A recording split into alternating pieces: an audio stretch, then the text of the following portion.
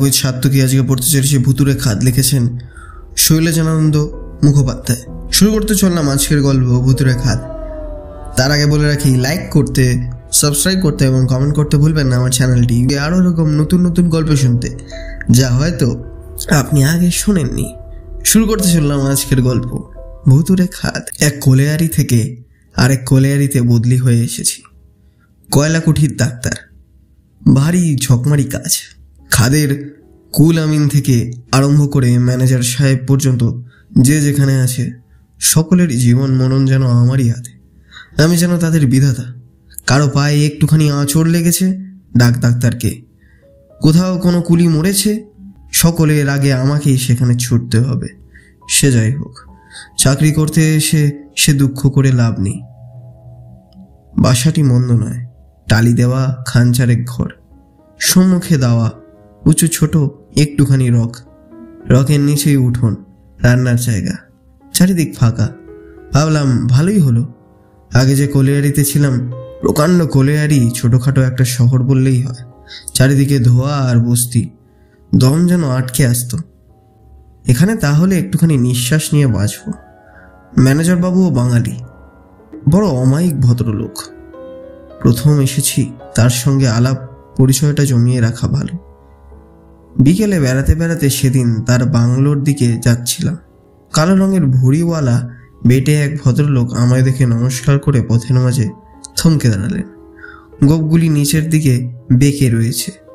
মুখের পানে এক দৃষ্টি তাকিয়ে ভদ্রলোক জিজ্ঞেস করলেন, আপনি নতুন ডাক্তার না?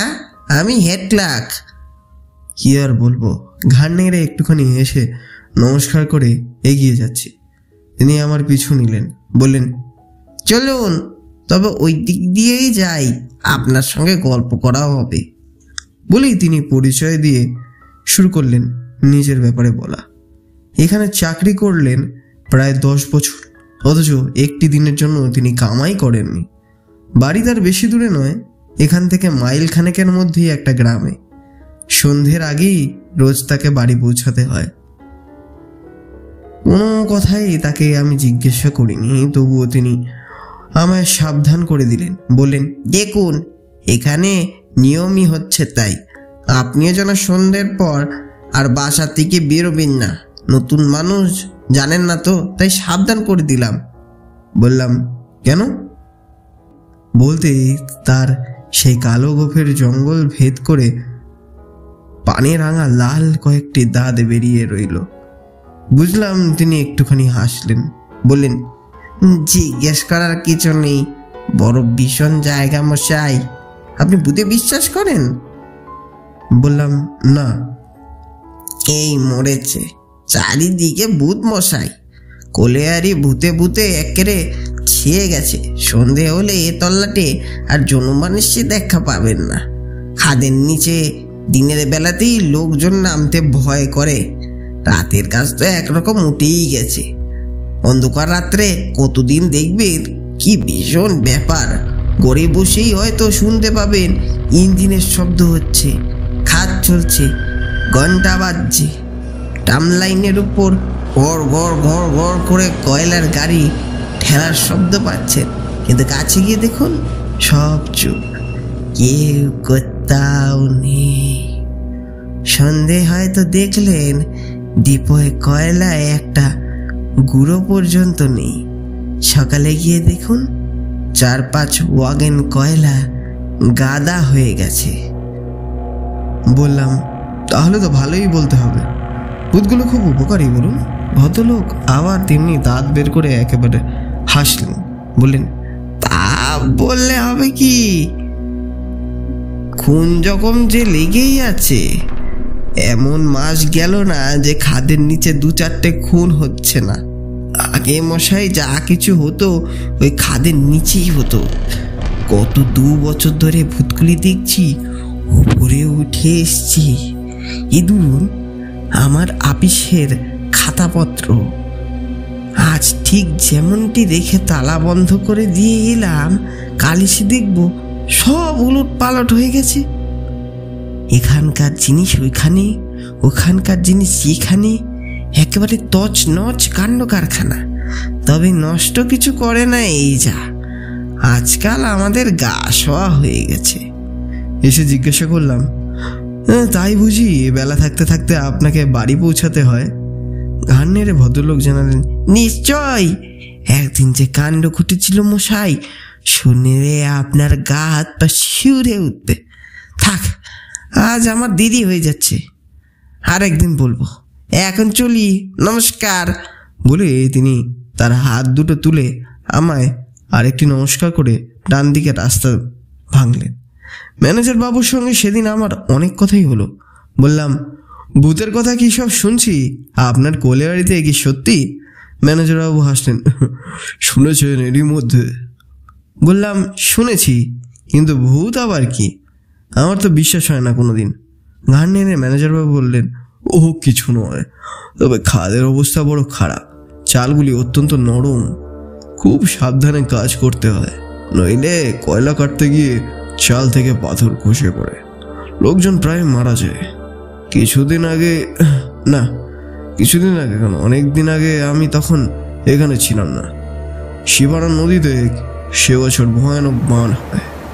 বানের জলে এত বেশি বড় হয়ে ওঠে যে হঠাৎ একদিন দেখতে না দেখতে বান এসে পড়ে খাদের মুখে। চাণকের পথে হুড়মুড় করে জল ঢুকতে থাকে, তাকে আর রুখবে কে?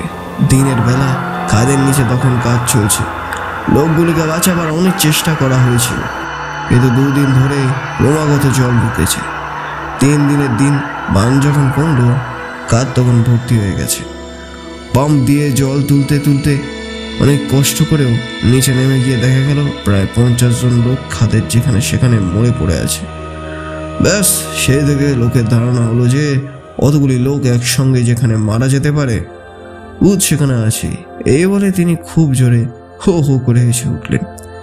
আমিও হাসলাম বটে, কিন্তু কেবলই আমার মনে হতে লাগলো, আহা, অতগুলি মানুষ কোনোদিন কোনো সাহায্য না পেয়ে নিতান্ত অসহায়ের মতো হাহাকার করে জলে ডুবে মারা গেল। কারো হয়তো বুড়ো বাপ মা আছে খাদের উপরে ধাওয়ায়, কারো ছেলে, কারো মেয়ে, কারো স্ত্রী, কারো স্বামী, পুত্র। আহা, এই ভাবতে গিয়ে মুখের হাসি আমার মুখেই মিলিয়ে গেল। সে করুণ দৃশ্য আমার মনে চোখের সম্মুখে দেখতে পেলাম। গল্প করতে করতে সন্ধে হলো। ম্যানেজার বাবুর চাকর আমাদের কাছে লণ্ঠন দিয়ে গেল। উপরে যাচ্ছিলাম, তিনি বললেন, একটু চা খেয়ে যান। চা খেয়ে তার কাছ থেকে যখন আমি বিদায় নিলাম, রাত্রি তখন 8টা। ম্যানেজার বাবু বললেন, আরও নিয়ে চাকরটা আপনাকে পৌঁছে দিয়ে আসবে। ভাবলাম তিনি ভেবেছেন হয়তো ভূতের ভয়ে রাস্তায় যদি আমার কিছু বিপদ আপদ হয়। হেসে বললাম, না, কিছু দরকার নেই, ভূতের ভয় আমি করি না। তিনি হেসে আমায় নমস্কার করে দরজাটি বন্ধ করে দিলেন। ফটক পেরিয়ে বাইরে যখন পথে এসে দাঁড়ালাম, দেখি অন্ধকার তখন চারিদিকে থমথম করছে, কোথাও জনমানুষ্যের সারা শব্দ পর্যন্ত নেই। মাথার উপর আকাশের দিকে তাকিয়ে দেখলাম আকাশটা যেন তারায় ঠাসা। তার একটুখানি ঝাপসা আলোয় পথের ওপর দিয়ে এগিয়ে চললাম। বাসাটা আমার নেহাত কাছে নয়, পথের পাশে 2-3টে কুলি ধাওয়া পেরিয়ে আমি আম কাঁঠালের একটি বাগান, তারপরেও খানিকটা কালো কয়লার গুঁড়ো দিয়ে তৈরি ছোট একটি পথ, তারই কিছু দূর এগিয়ে গিয়ে বাহাতি একটা পুরো বাড়ির মতো ভাঙা বাড়ি। সেখান থেকে ডান দিকে একটা নিম গাছের তলা দিয়ে মিনিট 2 হাঁটলেই আমার বাসার দরজায় গিয়ে পৌঁছাবো। কি যেন ভাবতে ভাবতে আমি সেই বাগানের ভিতরে সরু এক ফালি পায়ে চলা পথের ওপর দিয়ে চলেছি। মানুষের পায়ের শব্দ পেয়ে আমার পিছনের কুড়ি ধাওয়ার সেই যে একটা কুকুর চেঁচাতে আরম্ভ করেছে, তার চিৎকার তখনও থামেনি। হঠাৎ দেখি একটা গাছের তলা দিয়ে শুকনো পাতার ওপর খড়মড় করে শব্দ করতে মস্ত লম্বা একটা কালো রঙের লোক আমার সম্মুখে এসে দাঁড়ালো। আচমকা অন্ধকারে সত্যি আমি একটুখানি ভয় পেয়ে গিয়েছিলাম। জিজ্ঞেস করতে যাচ্ছি, তার আগেই লোকটা আমার আরও একটুখানি কাছে সরে এসে বলল, ডাক্তারবাবু, তুই একবার আয় আমার সঙ্গে। বোধহয় লোকটা সাঁওতাল। বললাম, কেন? সে বলল, ছেলেটাকে আমার বাঁচাতে হবে ডাক্তার, তুই যদি না যাবি তো ছেলেটা মরে যাবে, তুই আয়। কি হয়েছে তোর ছেলের? বললে, তা তো জানি না বাবু, তুই দেখবি চো, আবার তোকে ঘরে কাছে দিয়ে যাব। গলার আওয়াজ শুনে মনে হলো লোকটা হয়তো এক্ষুনি কেঁদে ফেলবে। আমি আর না বলতে পারলাম না, বললাম চলো। বাগান পেরিয়ে আমরা আরেকটা রাস্তা পড়লাম। সে আমার আগে আগে চলতে লাগলো। জিজ্ঞাসা করলাম, তোর নাম কি? বলল, আমার নাম টুইলা মাঝি। বললাম, কত দূর যেতে হবে? হাত বাড়িয়ে কাছেই একটা খোঁড়া ঘর দেখিয়ে দিয়ে বলল, ওইখানে। চুপ করে পথ করে চল। আর সঙ্গে কথা কইতে আরম্ভ করলাম। কাঁধে বুঝি তুই কয়লা কাটিস? হো বাবু। কটি ছেলে মেয়ে তোর? ওই একটি। ছেলেটি কত বড়? তা অনেক বড় বটে। তবু ক বছরের? কে জানে, তো অত সব জানি না। এমনি সব নানান কথা কইতে কইতে পথ আমরা চলেছি তো চলেইছি। সামনে হাত বাড়িয়ে যে ঘরগুলি আমায় দেখেছিল, যতই এগিয়ে যায় মনে হয় সেগুলি আরও দূর। বললাম, এ গিরে টুইলা, কাছে বলেছিলি? টুইলা বলল, ও বাবু, কাছে লয় তো আকি। কিন্তু পথ যেন আর ফুরোয় না। ছেলেটি তো তোর হয়েছিল প্রথম। টুইলা চুপ করে রইল। প্রথম হয়েছিল কি? হ্যাঁ রে। টুইলা যেন বিরক্ত হয়ে জবাব দিল। বলল, কাঁধে বান ঢুকে গিয়েছিল। বান? হঠাৎ আমার ম্যানেজার বাবুর সেই বানের কথা মনে পড়ল। বললাম, কখন রে? সে তো অনেক দিন। টুইলা বলল, হো, অনেক দিন। বললাম, তারপর? তারপর আমরা ওখানে অনেক লোক ছিলাম, খাদের ভিতরে কয়লা কাটছিলাম। বললাম, সেখান থেকে কেউ তো বেঁচে উঠেনি শুনলাম, তুই বাঁচলি কেমন করে? টুইলা আর জবাব দেয় না। এবার আবার কেমন যেন মনে হলো। বললাম, হ্যাঁ রে টুইলা, শুনেছি নাকি এখানে সব ভূতের ভয়, সত্যি নাকি? হঠাৎ দেখি টুইলা নেই। অন্ধকারে ভাবলাম কালো মানুষ হয়তো খানিকটা এগিয়ে গেছে, তাই দেখতে পাচ্ছি না। ডাকলাম, টুইলা, কোথায় টুইলা? এদিক ওদিক আগে পিছে তাকিয়ে দেখি টুইলা কোথাও নেই। চারিদিকে দিক চিহ্নহীন অন্ধকার আর ঝিঝি পোকার ডাক। মাথার ভিতরে চনচন করে উঠল। সমস্ত শরীরে রক্ত তখন আমার জল হয়ে গেছে। পিছনে ফিরে ছুটবার চেষ্টা করলাম, কিন্তু ছুটে আমি যাবো কোথায়? চিৎকার করলেই বা কে শুনবে? ভাবলাম মৃত্যু অনিবার্য। চলতে গিয়ে দেখি পা দুটো আড়ষ্ট, গলাটা যেন শুকিয়ে কাঠ হয়ে গেছে। কোনো দিকে কেমন করে কতক্ষণে যে চলেছি কিছুই আমার মনে নেই। রাত্রির অন্ধকারে কেটে গিয়ে চারিদিক যেন ফর্সা হয়ে আসছে। দেখি তখনই আমি পথ চড়েছি। শরীরে তখন আমার শক্তি নেই, গায়ে জোর নেই, নিতান্ত কেমন যেন মরিনি বলেই বেঁচে আছি এমন আমার মনে হতে লাগলো। দূরে কতগুলো লোক আসছে দেখে সেইখানে সেই পথের ধারেই আমি বসে পড়লাম। কিন্তু কাউকে যে আর বিশ্বাস হয় না। এরা ভূত নয় তো? প্রভাতের আলোয় দেখলাম কয়েকজন কুলি তাদের ঝোড়া গাইতে কাঠে নিয়ে কুঠিতে বোধহয় কাজ করতে চলেছে। জিজ্ঞাসা করলাম, হ্যাঁ রে ডোমরা না, কেন দিকে? একজন বলল, তা কোথায় বাবু? এ যে চিমনি দেখছি যে এখানে। সর্বনাশ! উঠে দাঁড়ালাম। প্রায় 3 মাইল হেঁটে একেবারে ক্লান্ত পরিশ্রান্ত আধমরা হয়ে বাসায় যখন ফিরলাম, দেখি বাড়িতে তখন কান্নাকাটি পড়ে গেছে। মেয়ে ছেলে এমনকি চাকরটা পর্যন্ত সারা রাত ঘুমায়নি। অপরিচিত জায়গা, কাকেই বা কি বলবে? ভগবানের ওপর নির্ভর করে সবাই তখন হাঁ করে পথের পানে চেয়ে আছে। পাছে ওরা ভয় পায় ভেবে কাউকে কিচ্ছু বলিনি। বললাম, মরণাপন্ন এক রুগীর কাছে সারা রাত আমায় জাগতে হয়েছে বলেই সেখান থেকে আমায় বদলি করার জন্য কোম্পানির হেড অফিসে দরখাস্ত করে জবাবের আশায় বসে আছি। এমন দিন আবার এক দুর্ঘটনা। রাত্রি তখন প্রায় 1টা। ম্যানেজার বাবুর কাছ থেকে ডাক এলো, খাদের নিচে লোক মরেছে, আমায় যেতে হবে বলে পাঠালেন। যাওয়া আমার পক্ষে অসম্ভব। ম্যানেজার বাবুকে দয়া করে এখানে একবার আসতে বলো। আলো হাতে 2জন চাপরাশি সঙ্গে নিয়ে নিজেই এলেন। হাসতে হাসতে বললেন, ভূতের ভয় বুঝি? সেদিনে সেই টুইলার কথাটা আমি তাকে বলিনি। লজ্জায় বলতে পারিনি। বললাম, না তা নয়, খাদের নিচে রাত্রে তো এখানে কাজ কেউ করে না, তবে মরলো কেমন করে? ম্যানেজার বললেন, কিছু কয়লার দরকার ছিল, তাই ডাবল হাজিরা নিয়ে মদ খাইয়ে নামিয়েছিল। পুলিশে খবর পাঠিয়েছি, তার আগে চলুন একবার দেখে আসতে হবে। অনেকগুলি লোকজন সঙ্গে নিয়েও ভয়ে ভয়ে খাদে গিয়ে নামলাম। কিন্তু অবাক কাণ্ড, কয়লা কাটা হচ্ছিল 7 নম্বর কাঠির মুখে। সেখানে কয়লার চাবড়া মাথায় পড়ে লোকটা মরেছে। মরার পর তার মৃতদেহ সেইখানেই ফেলে রেখে লোকজন ওপরে উঠে এসেছিল। ফিরে এসে দেখা গেল মৃতদেহ সেখানে নেই। মাল কাটার সর্দারকে সঙ্গে নিয়ে প্রচুর আলো এবং লোকজনের সঙ্গে আমরা মৃতদেহ সন্ধান করতে লাগলাম। প্রায় ঘণ্টাখানেক খোঁজাখুঁজির পর দেখা গেল তার সেই রক্তাক্ত মৃতদেহ পড়ে আছে প্রকাণ্ড একটা গুফার মাঝখানে। সেখানে যাওয়ার কোনো সম্ভাবনাই তার নেই। মৃতদেহটাকে সেখান থেকে টেনে এনে আবার সেই 7 নম্বর কাঠির কাছেই রেখে দিয়ে আমরা তো ওপরে উঠে এলাম। পুলিশ না আসা পর্যন্ত আমাদের তো ওপরে তোলবার উপায় নেই, অথচ প্রচুর পুরস্কারের লোভও কেউ সেখানে মরা আগলে থাকতে রাজি হলো না। ম্যানেজারবাবু নিজে আমায় বাসায় পৌঁছে দিয়ে গেলেন। বললেন, পুলিশ এলে আমাদের খাদে নামতে হবে। রাত্রি তখন কত ঠিক মনে নেই। পুলিশ এসেছে। আবার আমরা খাদের নিচে নেমে গেলাম। এবার আমাদের সঙ্গে আরও বেশি লোক গেল না, যেতে চাইল না।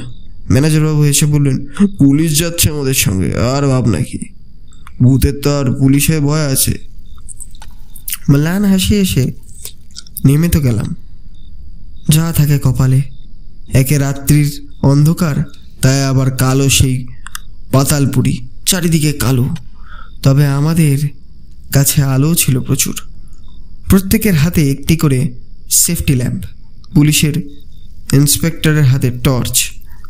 আগে আগে যেতে মাল কাটার সর্দার, কিন্তু গিয়ে দেখে অবাক কাণ্ড, মৃতদেহ সেখানে আবার নেই। খালি খানিকটা রক্তের দাগ কালো কয়লার ওপর জমাট বেঁধে রয়েছে দেখলাম। ওর মুখ দেখে চাওয়াচাই করে দাঁড়িয়ে আছি। কারো মুখে কোনো কথা নেই, চারিদিক নিস্তব্ধ। খাদের চাল থেকে কোথাও খুটখুট করে ছোট কয়লার টুকরো খসে পড়ছে, কোথাও বা টুকটুক করে জল পড়ে শব্দ শোনা যাচ্ছে। কি করা যায়? ইন্সপেক্টর বাবু বললেন, আসুন এদিক ওদিক খোঁজ করে দেখি, আমার বিশ্বাস হচ্ছে না। বিশ্বাস তার না হওয়ারই কথা, কিন্তু আমরা আর না বিশ্বাস করে যাই কোথায়? এর আগের বারও তো এমনই হয়েছিল। খোঁজাখুঁজি আরম্ভ করলাম। ইন্সপেক্টর বাবু বেশি সাহস ছিল। টর্চের আলো ফেলতে ফেলতে তিনি সবার আগে ছুটলেন। সবার পেছনে যেতে আমার ভয় করছিল। কোনো রকমে পাশ কাটিয়ে কৌশল করে ওকে জানতে না দিয়ে ফস করে একসময় মাঝে গিয়ে ঢুকলাম। খোঁজার আর অন্ত রইল না, কিন্তু লাশ আর পাওয়া যায় না। খুব ছোট একটা সুরঙ্গের ভেতর দিয়ে চলেছি। হঠাৎ একটা বিকট চিৎকার, ভয়ঙ্কর একটা লোক কিছু অবঘাতে ঘটলে মরার আগে মানুষ যেমন করে চেঁচিয়ে উঠলে, এও যেন ঠিক তেমনই এক গোঙানির শব্দ একেবারে ইন্সপেক্টর বাবুর পায়ের কাছে। আমরা তো সব চমকে উঠে শিউরে খানিকটা পিছু হাঁটতে গিয়ে ওর গায়ে পড়ে গেলাম ধাক্কা খেয়ে। হয়তো আমি ম্যানেজার বাবুকে তখন জড়িয়ে ধরেছি। সর্বাঙ্গে শিরশির করে পায়ের লোমগুলো খাড়া হয়ে গেছে। গেলাম, আর কি বাঁচবার আর কোনো আশা নেই। ইন্সপেক্টর বাবু তো অত সাহসী লোক। টর্চের আলো ফেলে যেমনি নিচের দিকে তাকিয়েছেন, দেখেন মৃতদেহের বুকের ওপর পা দিয়ে তিনি দাঁড়িয়ে। বাপ বলে তিনি লাফিয়ে একেবারে উল্টে এসে পড়লেন আমার ঘাড়ে। আমি বললাম ম্যানেজারের গায়ে, ম্যানেজার দিলেন একটা কনস্টেবলের গায়ে পা মারিয়ে। এমনি করে সবাই মিলে আমরা হুটোপাটি করেছি। এমন সময় অবাক কাণ্ড, ইন্সপেক্টর হার্টের টর্চ গেল নিবে। অনেক টেপাটেপি করেও কিছুতেই আর জ্বললেও না। তারপরে একে একে আমাদের প্রত্যেকের হাতের আলোগুলো নিভতে আরম্ভ করলো। প্রাণের আশা তখন একেবারে ছেড়ে দিলাম।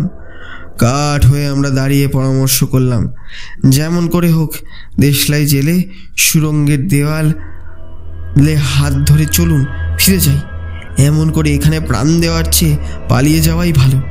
সর্দার বললে, চলো আমি পথে চিনি, দে একটা জ্বালা, কাঠির বাক্স দে আমার হাতে। আমার পকেটে দেশলাই ছিল, কাঁপতে কাঁপতে সেটাই বের করে সর্দারের হাতে দিলাম। কিন্তু ফস করে সর্দার যেই একটা কাঠি জ্বেলেছে, তার সেই সামান্য আলোতে দেখলাম কিম্ভূত কিমাকার প্রকাণ্ড একটা দৈত্যের মতো কালো কুচকুচে এক সাঁওতাল এসে দাঁড়িয়েছে আমাদের সম্মুখে। লম্বা লম্বা হাত দুটো বাড়িয়ে সে আমাদের সুরঙ্গের পথ আগলে দাঁড়িয়ে বলে উঠল, যাবি কোথা? ছেলেকে আমার বাঁচা, তা বাদে গতি যাবি। ইন্সপেক্টরের পকেটে ছিল রিভলভার। চট করে সেটা বার করে তিনি ধা করে চালালেন এক গুলি। ভীষণ আওয়াজ, কানে আমাদের তালা লেগে গেল। কিন্তু তৎক্ষণাৎ শুনতে পেলাম অন্ধকার সুরঙ্গের মধ্যে ইন্সপেক্টর চিৎকার করে উঠলেন, গেলাম গেলাম, ওরে বাপরে, ছেড়ে দে রে বাবা, ছেড়ে দে। ভূতে মানুষে মারামারি। ইন্সপেক্টরের গোঙানির আওয়াজ শুনতে পাচ্ছি। মনে হচ্ছে যেন তাকে আমাদের কাছ থেকে খানিক দূরে নিয়ে গিয়ে ফেলেছে। ছটপট ছটপট করতে করতে সে থেমে গেল। শুনলাম সাঁওতালটা বলছে, গুলি চালাবি আর চালা দেখি কেমন মরদ। আমরা তখন পরস্পরকে জড়িয়ে ধরে ঠক ঠক করে কাঁপছি। আমাকে মেরেছিস মানে? ডুবায় জলের ভিতরে ঠিক ইঁদুরে মরা করে ছেলেটা ছিল, আবার তাকেও মেরে দিলি। বলতে বলতে সাঁওতালটা এগিয়ে এলো আমাদের দিকে। কই ম্যানেজার কই? ম্যানেজার বাবু কেঁদে ফেললেন, দোহাই বাবা, আমায় ছেড়ে দে বাবা, আমার কোনো দোষ নেই। গল্প এখানেই শেষ। অদ্ভুত অদ্ভুত ক্লিফ হ্যাঙ্গারে শেষ হলো এই গল্পটি। হয়তো আমাদেরকে এটাই বলে দিল, ওই সুরঙ্গে যারা ঢুকেছিল তারা কেউ বাঁচেনি, ডাক্তারবাবুও না। ধন্যবাদ। কেমন লাগলো এই বেশ ভয়ের গল্প? আরও এরকম গল্প শুনতে লাইক করুন, সাবস্ক্রাইব করুন এবং কমেন্ট করতে ভুলবেন না। ওয়াক ডগ উইথ সাত্ত্বিক। ধন্যবাদ।